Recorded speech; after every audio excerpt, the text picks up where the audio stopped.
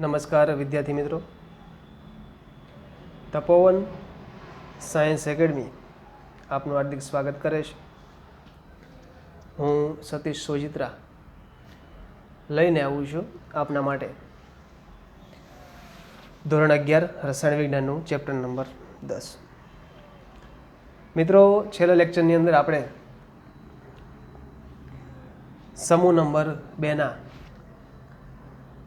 Carbonate, sulphate અને nitrate પ્રકારના સંયોજનનો અભ્યાસ કરેલો છે. એની જલીય દ્રાવ્યતા વિશેની ચર્ચા કરી. આગળના પ્રશ્નની વાત કરીએ. પ્રશ્ન નંબર 39. પ્રશ્ન એવો છે, નીચેના કોયડા ઉકેલો.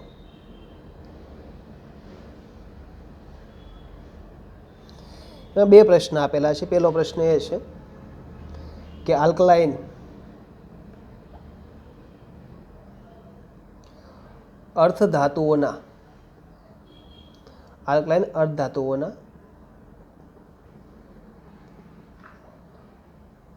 હાઇડ્રોક્સાઇડની પાણીમાં દ્રાવ્યતા સમૂહમાં નીચે તરફ જતા વધે છે, શા માટે? તો આલ્કલાઇન અર્ધધાતુ તત્વોની હાઇડ્રોક્સાઇડ સંયોજનની પાણીમાં દ્રાવ્યતા સમૂહમાં નીચે તરફ જતા વધે છે, અને કયા કારણથી વધે છે આપણે એની વાત આ લેક્ચરમાં કરીશું, પ્રશ્નમાં કરીશું. તો આલ્કલાઇન અર્ધધાતુ તત્વોના હાઇડ્રોક્સાઇડ સંયોજનો માં ઋણ આયન OH- હોય અને ધન આયન M+2 હોય છે. M+2ની ત્રિજ્યા અને લેટિસ એન્થાલ્પીના કારણે આ વસ્તુ આપણને જોવા મળશે. બરાબર. એનું કારણ છે કદ નાનું છે, અને જો સમૂહમાં ઉપરથી નીચે તરફ જેમ જઈશું એમ કદ વધે છે. પરિણામે આયનીય ત્રિજ્યા સાથે જલીયકરણ એન્થાલ્પીની સરખામણીમાં લેટિસ એન્થાલ્પી પણ ઝડપથી ઘટે છે, અને આના કારણે સમૂહમાં નીચે તરફ જતા દ્રાવ્યતા વધતી જાય છે. જોઈએ. હવે કોઈ પણ ઋણ આયન લઈએ હાઇડ્રોક્સાઇડ, તેમાં ઋણ આયન કયો હશે? OH-. આ OH- બધા માટે કદ કેવું છે? તો સમાન કદ છે. એક વસ્તુ આ ધ્યાનમાં રાખવાની. બીજું, ધન આયન તરીકે કોણ જોડાયેલું છે? M+2. આ M+2ની ત્રિજ્યામાં ફેરફાર થશે. આની ત્રિજ્યા કોને અસર કરે છે? તો લેટિસ એન્થાલ્પીને અસર કરે.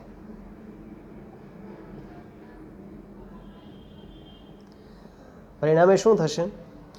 જેમ સમૂહમાં કદ વધે એટલે કે આયનીય ત્રિજ્યા મિત્રો શું થાય? વધે. કદ વધે સાથે આયનીય ત્રિજ્યા વધે, અને પરિણામે જલીયકરણ એન્થાલ્પી અને ઘટે છે, અને લેટિસ એન્થાલ્પી ઘટે. જલીયકરણ એન્થાલ્પી મિત્રો વધે છે, અને લેટિસ એન્થાલ્પી મિત્રો શું થાય છે? ઘટે છે. આ બાબત ખાસ ધ્યાનમાં રાખવાની. આ વાત કરીએ છીએ આપણે હાઇડ્રોક્સાઇડ સંયોજન માટે, કે હાઇડ્રોક્સાઇડ સંયોજનોમાં દ્રાવ્યતા ક્રમશઃ વધે છે. વધવાનું મુખ્ય કારણ એ છે જલીયકરણ એન્થાલ્પી વધે. બરાબર છે. હવે વાત કરીએ ક્રમની. તો magnesium hydroxide, calcium hydroxide, strontium hydroxide અને છે બેરિયમ હાઇડ્રોક્સાઇડ. તો ક્રમમાં શું જોવા મળે છે? વધારો. માટે બેરિયમ હાઇડ્રોક્સાઇડની જલીય દ્રાવ્યતા સૌથી વધારે, જ્યારે મેગ્નેશિયમ હાઇડ્રોક્સાઇડની જલીય દ્રાવ્યતા સૌથી ઓછી માલુમ પડશે. એના માટે કોમન વસ્તુ છે કે બધા પાસે OH આયનો સરખા છે, OH- નું કદ સમાન, Mg+2, Ca+2, સ્ટ્રોન્શિયમ+2 અને બેરિયમ+2. અને ત્રીજા ક્રમશઃ વધે. આ મેગ્નેશિયમ આ કેલ્શિયમ, એના પછીનું હોય તો એની પાસે કક્ષા કેટલી હશે? 4 હશે. તો આ પ્રમાણે કદ વધે છે, પરિણામે ત્રિજ્યા વધે અને એની અસર કોના ઉપર જોવા મળશે? લેટિસ એન્થાલ્પી પર. આઈની ત્રિજ્યા જેમ વધશે એમ જલીયકરણ એન્થાલ્પી વધે અને પરિણામે લેટિસ એન્થાલ્પી ઘટે અને જલીય એન્થાલ્પી જેની વધારે હોય તેની જલીય દ્રાવ્યતા વધારે માલુમ પડશે. બરાબર છે. એના કારણે અહીંયા બેરિયમ હાઇડ્રોક્સાઇડ જલીય દ્રાવ્ય વધારે જોવા મળશે. આ નોંધ કરી લેવાની. બીજી ખાસ નોંધ એ કહું છું, પેમ્પલેટની અંદર આ ક્રમમાં ભૂલ છે એટલે આ ક્રમ પ્રમાણે પેમ્પલેટમાં સુધારો કરી નાખવાનો છે.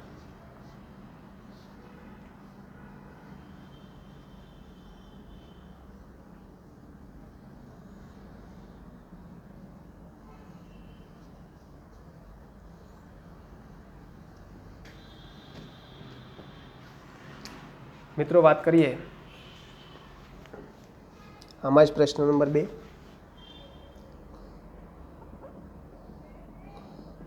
આલ્કલાઇન અર્ધધાતુઓના કાર્બોનેટ અને સલ્ફેટ સંયોજનની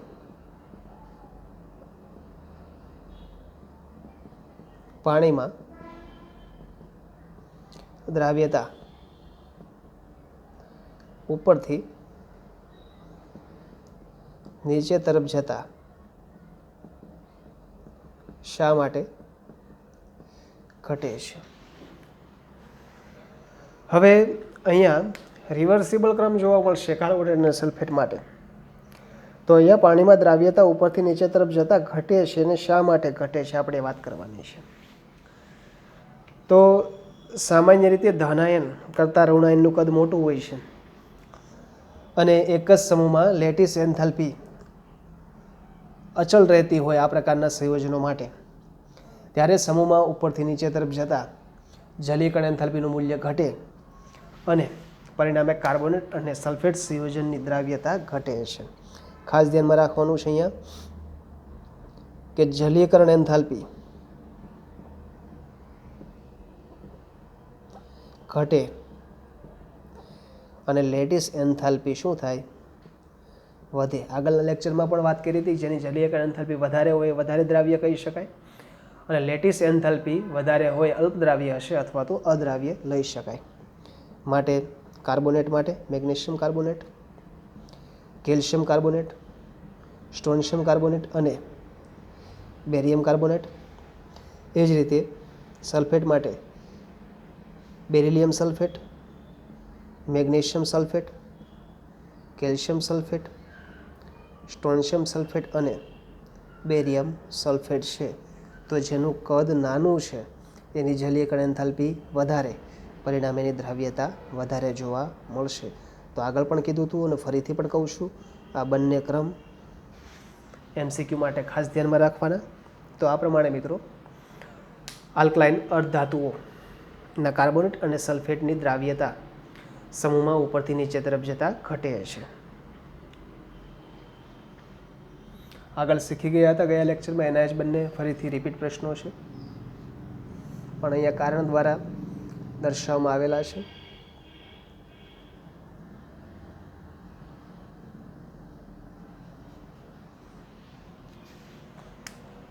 હવે વાત કરીશું પ્રશ્ન નંબર 40. બેરિલિયમ તેના સમૂહના અન્ય તત્વોથી કેવી રીતે અલગ પડે છે? બેરિલિયમ તેના સમૂહના અન્ય તત્વથી કેવી રીતે અલગ પડે છે? બેરિલિયમનું જુદાપણું સમજાવો. તો બેરિલિયમ શા માટે જુદું પડે છે સમૂહના અન્ય તત્વથી, એના વિશે ચર્ચા કરીશું. એના પહેલાં આપણે એટલી વસ્તુ સમજી લેવી પડે કે બેરિલિયમ આ સમૂહનું પ્રથમ સભ્ય છે અને પ્રથમ સભ્ય હોય એટલે એના વિશિષ્ટ ગુણધર્મ એવા જોવા મળે કે એની ત્રિજ્યા બધા કરતાં નાની છે, એનું કદ બધા કરતાં નાનું હોય આના કારણે વિવિધ પ્રકારના ગુણધર્મોમાં ફેરફાર થતો હોય છે. તો જોઈએ કયા કયા ગુણધર્મોમાં ફેરફાર જોવા મળે. તો બેરિલિયમનું નાનું પરમાણ્વીય કદ અને આયનીય કદ છે. પરિણામે તે ઊંચી આયનિક અને એન્થાલ્પી દર્શાવે.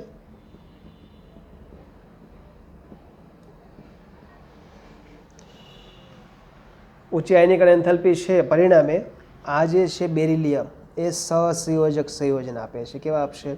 સહસંયોજક. જ્યારે અન્ય ધાતુઓ જે છે એ આયનીય સંયોજન આપે છે. આ બંને વસ્તુ ખાસ મિત્રો ધ્યાનમાં રાખી લેવાની કે જેનું નાનું કદ છે એમાંથી ઇલેક્ટ્રોનને દૂર કરવા માટે વધારે ઉર્જા આપવી પડે છે. તો એના માટે બેટર એ રહે કે એ ભાગીદારીનો બોન્ડ બનાવે. માટે બેરિલિયમ એ ભાગીદારીનો બોન્ડ બનાવીને સહસંયોજક પ્રકારના સંયોજન બનાવવાની લાક્ષણિકતા દર્શાવે. જ્યારે સમૂહના અન્ય તત્વોનું કદ વધારે છે માટે મોટાભાગે આયનીય પ્રકારના સંયોજન બનાવવાની વૃત્તિ દર્શાવતું હોય છે. બીજી વાત કરીએ તો બેરિલિયમની સંયોજકતા કક્ષા ઇલેક્ટ્રોન રચના લઈએ તો 1s2 2s2 માટે એની પાસે સંયોજકતા ઇલેક્ટ્રોનની સંખ્યા કેટલી છે? 4 છે. આથી તે 4 કરતાં વધારે સવર્ગાંક બનાવી શકતું નથી. જ્યારે બાકીના સમૂહના જે સભ્યો છે એની પાસે ડી કક્ષક હાજર હોય તો એ સવર્ગાંક 6 પ્રાપ્ત કરી શકે. સંયોજકતા 4 છે તો મહત્તમ સવર્ગાંક બેરિલિયમ માટે કેટલો જોવા મળશે? 4. જ્યારે અન્ય પાસે કઈ કક્ષક હાજર છે? ડી કક્ષક. તો એ મહત્તમ સવર્ગાંક કેટલો દર્શાવે છે? 6. આ બાબત પણ ખાસ ધ્યાનમાં રાખવાની કે બેરિલિયમની બાહ્યતમ કક્ષામાં 4 જ ઇલેક્ટ્રોન છે માટે સંયોજકતા 4 ઇલેક્ટ્રોન હોવાથી સવર્ગાંક મેક્સિમમ 4. જ્યારે અન્ય પાસે ડી કક્ષક હાજર હોય તો મહત્તમ સવર્ગાંક 6 દર્શાવે છે. ત્રીજી વસ્તુ, બેરિલિયમના ઓક્સાઇડ અને બેરિલિયમનો હાઇડ્રોક્સાઇડ આ બંને આપણે શીખી ગયા એ પ્રમાણે કેવા છે? ઉભય ગુણધર્મી છે. એટલે કે એસિડ અને બેઝ બંને સાથે પ્રક્રિયા કરવાની વૃત્તિ દર્શાવે. જ્યારે અન્ય સંયોજનના હાઇડ્રોક્સાઇડ અને ઓક્સાઇડ એ માત્ર બેઝિક નેચર દર્શાવે છે. તો આ રીતે મિત્રો બેરિલિયમ એ સમૂહના અન્ય તત્વોથી જુદું પડે છે અને અલગ પડે છે. તો નાનું કદ, આયનીય કદ પણ ઓછું છે. ઊંચી આયનિક અને એન્થાલ્પીના કારણે બેરિલિયમ મોટાભાગે સહસંયોજક સંયોજન બનાવવાની વૃત્તિ દર્શાવે. જ્યારે અન્ય સંયોજનો આયનીય સંયોજન બનાવવાની વૃત્તિ દર્શાવશે. બેરિલિયમની બાહ્યતમ કક્ષામાં 4 જ ઇલેક્ટ્રોન છે માટે મહત્તમ સવર્ગાંક એ 4 આપી શકે. જ્યારે અન્ય ધાતુ તત્વો પાસે ડી કક્ષક હાજર હોવાથી મહત્તમ સવર્ગાંક એ 6 પણ આપી શકે છે. બેરિલિયમના ઓક્સાઇડ અને હાઇડ્રોક્સાઇડ ઉભય ગુણધર્મી. જ્યારે અન્ય ધાતુઓના ઓક્સાઇડ અને હાઇડ્રોક્સાઇડ સંયોજનો માત્ર બેઝિક નેચર દર્શાવે છે. તો આ રીતે બેરિલિયમ તેના સમૂહના અન્ય તત્વોથી જુદું પડે છે. 3 જ ગુણધર્મો છે શા માટે જુદું પડે છે એ આપણે શરૂઆતની અંદર એવી વાત કરી હતી કે બેરિલિયમ એ એલ્યુમિનિયમ સાથે વિકર્ણીય સંબંધ દર્શાવે છે. શા માટે એ પણ શીખાતા. આ બેરિલિયમ, બોરોન એક જ સમૂહની વાત કરતા હોય તો બેરિલિયમની નીચે આવશે મેગ્નેશિયમ અને બોરોન નીચે શું આવે છે? એલ્યુમિનિયમ. તો બેરિલિયમ અને એલ્યુમિનિયમ એકબીજાના વિકર્ણમાં આવેલા છે માટે આ સંબંધને આપણે વિકર્ણીય સંબંધ તરીકે ઓળખીશું. તો હવેના પ્રશ્નની અંદર વાત કરીએ. પ્રશ્ન નંબર 41.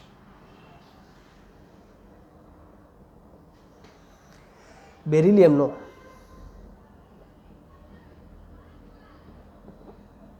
કોની સાથે મિત્રો?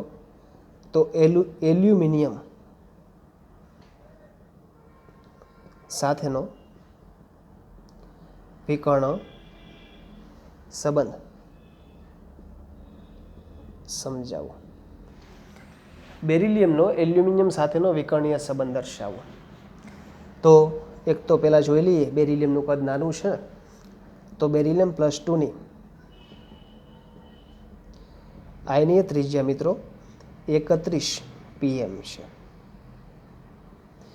31 PM જેટલી જોવા મળે છે. બેરિલિયમ +2નો આયનનો ભાર અને ત્રિજ્યાનો ગુણોત્તર લેવામાં આવે તો એ Al+3ના ગુણોત્તરની લગભગ નજીક છે. એટલે કે B+2 માટે એવું આપણે ફાઇન્ડ આઉટ કરીએ, ધારો કે આયનનો ભાર એટલે કે આયનનો વીજભાર +2 ડિવાઈડ બાય લઈએ ત્રિજ્યાનો ગુણોત્તર.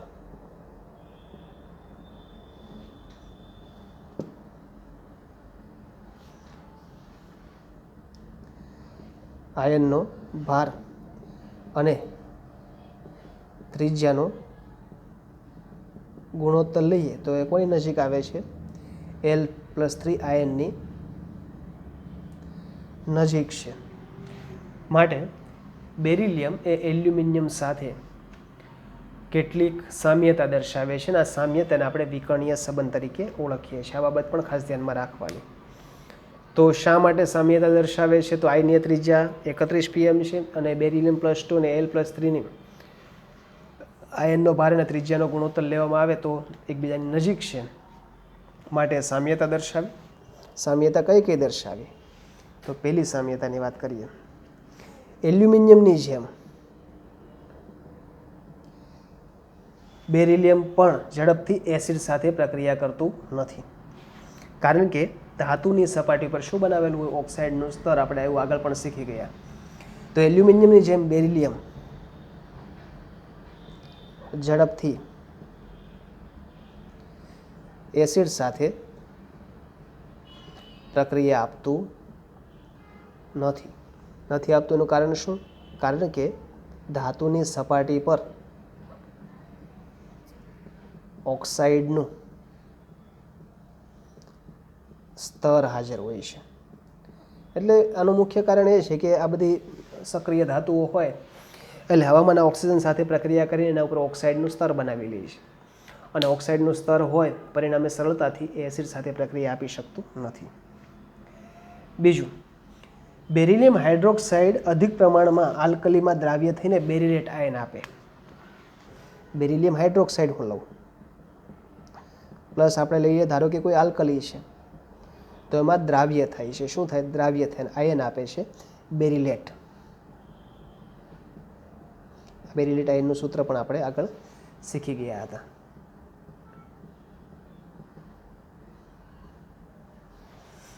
જેમ કે અહીંયા NaOH લઈ શકાય. એ જ રીતે એલ્યુમિનિયમ હાઇડ્રોક્સાઇડ પણ NaOH એટલે કે આલ્કલીમાં દ્રાવ્ય થઈને એલ્યુમિનેટ આયન આપે છે. બરાબર છે? તો આ આયનને શું કહીશું? એલ્યુમિનેટ.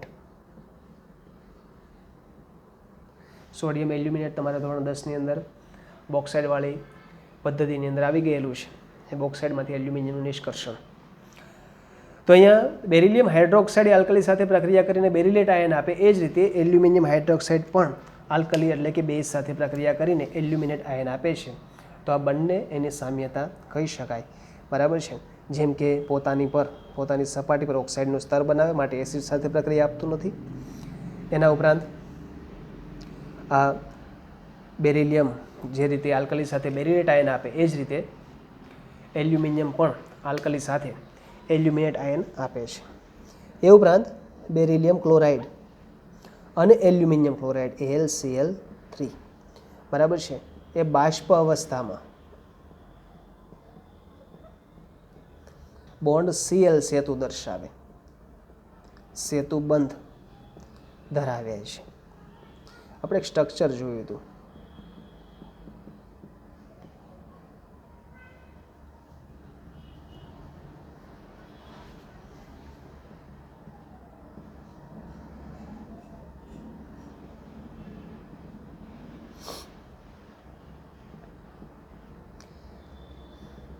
આ પ્રકારનું બંધારણ જોવા મળશે.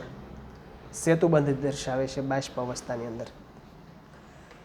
એ ઉપરાંત બેરિલિયમ અને એલ્યુમિનિયમના ક્લોરાઇડ કાર્બનિક દ્રાવકોમાં દ્રાવ્ય અને પ્રબળ લુઇસ એસિડ તરીકે વર્તે. આ ગુણધર્મ ખાસ ધ્યાનમાં રાખવાનો. બેરિલિયમ ક્લોરાઇડ અને એલ્યુમિનિયમ ક્લોરાઇડ કાર્બનિક દ્રાવકમાં દ્રાવ્ય અને ગુણધર્મ ખાસ કેવો દર્શાવે છે? Louis acid. લુઈસ એસિડ તરીકે વર્તવાની ક્ષમતા દર્શાવે છે. બીજું, બેરિલિયમ ક્લોરાઇડ અને એલ્યુમિનિયમ ક્લોરાઇડ ફ્રીડલ ક્રાફ્ટ ઉદ્દીપક છે. અને ફ્રીડલ ક્રાફ્ટ આલ્કાઇલેશન અને એસાઇલેશનની પ્રક્રિયા કરતા હોઈએ ત્યારે મિત્રો આપણે AlCl3 મોટાભાગે નિર્જળ AlCl3નો ઉપયોગ કરીએ. એ જ રીતે બેરિલિયમ ક્લોરાઇડને પણ ઉપયોગમાં ત્યાં લઈ શકીએ છીએ. હવે બેરિલિયમ અને એલ્યુમિનિયમ બંને સંકીર્ણ સંયોજન બનાવવાનું વલણ દર્શાવે, જેમ કે સંકીર્ણ સંયોજન BeF4 -2 અને એ જ રીતે AlF6 -3 શું બનાવે છે? બંને સંકીર્ણ સંયોજન. અને એલ્યુમિનિયમ કાર્બાઇડની જેમ બેરિલિયમ કાર્બાઇડના જળ વિભાજનથી મિથેન વાયુ મેળવી શકાય, જેમ કે Al4C3 લઈએ. એલ્યુમિનિયમ કાર્બાઇડ છે, એની પ્રક્રિયા પાણી સાથે લઈએ, જળ વિભાજનની પ્રક્રિયા, તો વાયુ કયો મેળવી શકાય? મિથેન CH4 પ્લસ મળશે એલ્યુમિનિયમ હાઇડ્રોક્સાઇડ. સમીકરણને બેલેન્સ કરી દઈએ. તો અહીંયા સામાન્ય વાત છે મિત્રો, જો આવી OH- અને આની પાસે કયા આયનો હોય? H+. તો આગળ શીખા પોઝિટિવ સાથે હંમેશા કોણ જોડાય? નેગેટિવ. તો એલ્યુમિનિયમ સાથે OH જોડાઈને એલ્યુમિનિયમ હાઇડ્રોક્સાઇડ આપશે. બાકી રહ્યો કાર્બન અને હાઇડ્રોજન, તો એ શું બનાવી શકે? મિથેન બનાવી શકે છે. એ જ રીતે બેરિલિયમ પણ આ પ્રમાણે મિથેન વાયુ બનાવવાની ક્ષમતા દર્શાવે. તો સામાન્ય બધી જ લાક્ષણિકતાઓ જોઈ. કયા કયા ગુણધર્મોમાં સમાનતા જોવા મળે એ આ પ્રશ્ન મોસ્ટ આઈએમપી કહી શકાય. માટે આ પ્રશ્ન ફરજિયાત તૈયાર કરવાનો કે બેરિલિયમ અને એલ્યુમિનિયમ વચ્ચેનો વિકર્ણીય સંબંધ સમજાવો, એવો પ્રશ્ન પૂછી શકાય. તો શા માટે સામ્યતા દર્શાવે છે? તો એના માટે ખાસ ધ્યાનમાં રાખવાનું કે એની આયનીય ત્રિજ્યા અને ત્રિજ્યાનો ગુણોત્તર અને આયનનો ભાર લગભગ સમાન છે. એના કારણે સામ્યતા જોવા મળે. સામ્યતા કઈ કઈ જોવા મળશે? તો બંને ઝડપથી એસિડ સાથે પ્રક્રિયા આપતું નથી, કારણ કે એના પર ઓક્સાઇડનું સ્તર છે. બીજું, બેરિલિયમ હાઇડ્રોક્સાઇડ હોય તો આલ્કલી સાથે બેરિલેટ આયન આપે. એ જ રીતે એલ્યુમિનિયમ હાઇડ્રોક્સાઇડ પણ NaOH સાથે એલ્યુમિનેટ આયન આપે. બેરિલિયમ ક્લોરાઇડ અને એલ્યુમિનિયમ ક્લોરાઇડમાં Cl બંધ જોવા મળે. બેરિલિયમ અને એલ્યુમિનિયમના સંયોજનો કાર્બનિક દ્રાવકોમાં દ્રાવ્ય અને પ્રબળ લુઈસ એસિડ તરીકે વર્તે છે. બંનેના ક્લોરાઇડ સંયોજનનો ઉપયોગ ફ્રીડલ ક્રાફ્ટ પ્રક્રિયામાં કરી શકાય. બેરિલિયમ અને એલ્યુમિનિયમ બંને સંકીર્ણ સંયોજન બનાવે અને એલ્યુમિનિયમ કાર્બાઇડની જેમ બેરિલિયમ કાર્બાઇડ પણ મિથેન વાયુ ઉત્પન્ન કરે છે. બરાબર, આ બાબત ધ્યાનમાં રાખવાની છે.